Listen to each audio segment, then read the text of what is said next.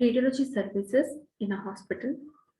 So radiology services are a specialty which will be directing the medical imaging technologies either to diagnose a disease or to give, sometimes to treat disease, especially in case of cancer. Radiology services is usually divided into three branches: radiology and diagnostic service, nuclear medicine, and radiation therapy, oncology and radiation therapy center. So, in radiology diagnosis services, the X-ray, CT, MRI, ultrasound, bone transmitter, etc. will come. Under nuclear medicine, so they will have PET scanning or SPECT, PET MR, etc. And in radiation therapy, you will have linear accelerators, etc. Types of services: X-ray, ultrasonography, color Doppler, CT scan, that is computerized topography, magnetic resonance imaging (MRI), positron emission topography, that is PET, mammography, nuclear imaging, SPECT, gamma camera, cardiac MRI, nuclear magnetic resonance spectroscopy, NMRS, bone densitometer for bone density measurement. Planning and organizing a radiology department. So it depends upon the daily average number of patients which is examined. For example, if it's 100, if you ever have an average of 100 bed hospital, at least 35 will be an average examination per day, which should be done, average of 35 examination per day, which should be done in the department. So accordingly, you have to plan your radiology department. And the quality and extent of diagnostic and therapeutic services provided, how many machineries you may have, and what kind of quality, and how many number of diagnosis and therapeutic services we provide in a day, the number and types of equipments needed. If it is a nuclear medicine center, you may require high-tech equipments. If it's just a secondary care hospital, you may have CT, MRI, along with the X-ray, ultrasonography, mammography, etc. Requirement of staff, how many radiologists you are hiring, how many junior residents do you have, nurses, technicians, etc. Availability of these facilities in the nearby areas. If you are in a township where proper nuclear medicine or other MRI facilities are very rare, so accordingly, to satisfy such demands, you can make sure that your hospital has one department. Then you have public-private partnership program with diagnostic area. For example, in some small private hospitals who doesn't have the technology of MRI or an SPECT or CT scan, etc. So they may have a public-private partnership with a standalone diagnostic center in the nearby area where the patients will be referred for diagnosis. Location, ideally it should be located at one end of an establishment so that you can avoid the crisscross movement of the people, which will aid in crowd management. It should be situated in the ground floor. Space requirement, you will require administrative area. Administrative area will consist of the waiting area, reception, doctor's viewing room, radiologist office, film file storage room, etc. So these will come under the administrative area. In general area, you will have dressing room, and you will have patient's toilet, technician's toilet, staff toilet, etc., male, female toilets, etc. And then you have storage area where general storage such as films, developing solution, etc., will be kept. Clean linen, gown storage area will be there. Janitor's closet for housekeeping and everything will be there in the storage area. In diagnostic area, X-ray equipment will be there. What all equipment is available in your facility, that equipment area will comprise of those equipments depending upon the various departments under radiology. Control booth will be there from where the staff can monitor the patient, and storage cabinet and waiting counter will be there for the results. Then film processing area and distribution area, there is dark room, film processing area, film drying area, video mixing area. It pertains to the how a film is developed after the imaging is done. Then other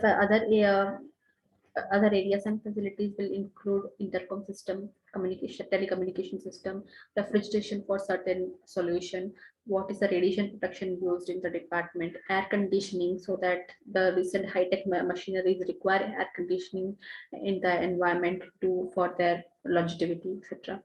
And then physical facilities for special equipment and procedures. Some ultrasonograph may have certain physical facilities. For example, um, uh, the 25 square meter should be the space requirement for ultrasonograph. For CT scan, the 110 to 120 should be the square meter of space required, so on.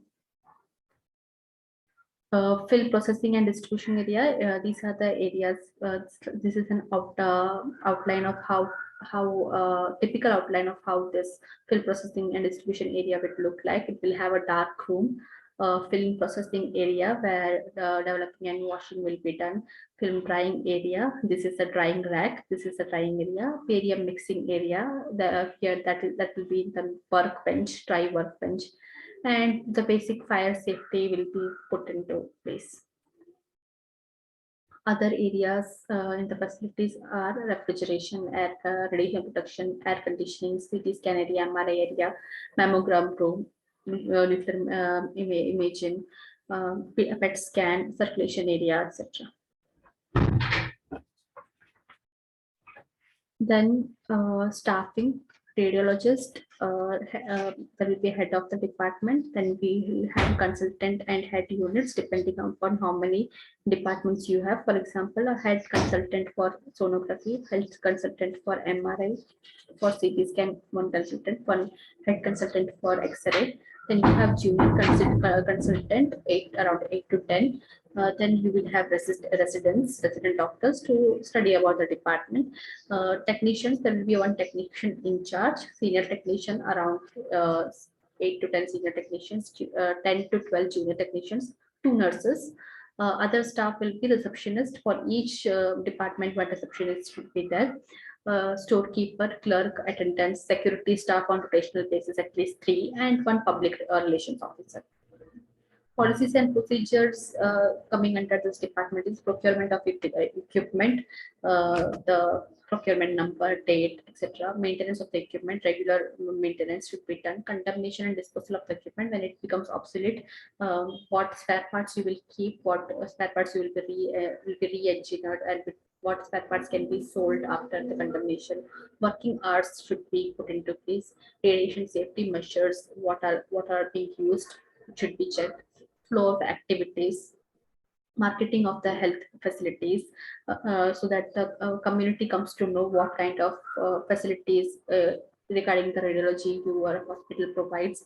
Public relations of the department, quality assurance, grievance redressal system to address any issues faced by the customers in this department. Management of pilferage and theft, so that no internal staff is involved in any pilferages or theft. Role in disaster management, disaster preparedness, strict appointment system, so that there is no issue of crowd jumping or long waiting hours. Medical audit to ensure that proper documents and record keeping is done in the department.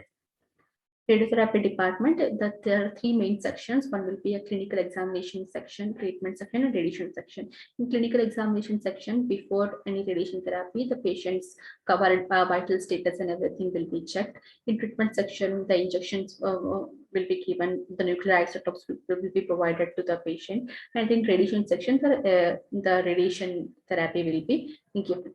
So these are the different types of outlines of how radiotherapy department should be, so that the radiation which is emitted by the equipment will be used only for the therapeutic purposes. It doesn't escape these walls, these thick walls, and it doesn't harm the people and the staff functioning in this department. There are 2 main types of machines used: cobalt unit used for deep radioactive therapy, and linear accelerator for wide range. Nowadays, cobalt unit, cobalt 20 equipments are very rare. Usually, linear accelerators are the most common type of radiotherapy machines used these days. Location of the department, it requires dense shielding as a protection against radiation. So it has to be located very carefully away from the crowded areas in the hospital. There is a requirement of 3 feet thick wall and ceiling, and required access for the placement and removal of equipment, and lead painting should be done within the department so that the radiation doesn't escape through the wall. There should be built-in plan for future expansion of the facility. It should be ideally located in the ground floor near to the OPD. Structure of the radiotherapy room, the thickness of the walls, floor, ceiling should be such that to prevent to escape any radiation. Superficial and intermediary therapy rooms, 15.5 feet inches should be thick. The walls and 6 inches should be the thick of the rooftops are adequate. This may be painted with lead paints. For deep therapy room and cobalt therapy units, the wall should be around 12 inches and 14 inches thick. 12 inches thick for cobalt therapy rooms, for deep therapy rooms, and 14 inches thick for cobalt therapy rooms. Doors of the this radiation rooms also should be radiation proof. Staffing, radiologist or consultant radiotherapy as the head of the department. There should be junior consultants, residents, nurses, technicians, 2 to 3 technicians for 30 to 35 patients per day. Secretary should be available. Clerks, 2 clerks per 30 patients per day for interview, typing of reports, etc. Security staff on rotational basis and attendants to help out the staff. Policies and procedures, policies for therapeutic procedure, what kind of therapeutic machinery you have. Accordingly, the SOPs will be followed. Policies and procedures for informed consent from the patient before the therapy starts. Patient identification and parts identification should be done as per the diagnosis. Follow up the patients on regular basis. Proper health education should be given for the domiciliary care, etc. Recording of reports and storage of records properly, which aids in medical audit. Then radiation protection as per laid down by the Baba Atomic Research Center, BRSC. They lay down the rules and the SOPs which should be followed in any nuclear medicine or radiation therapy department. So that has to be followed. Thank you.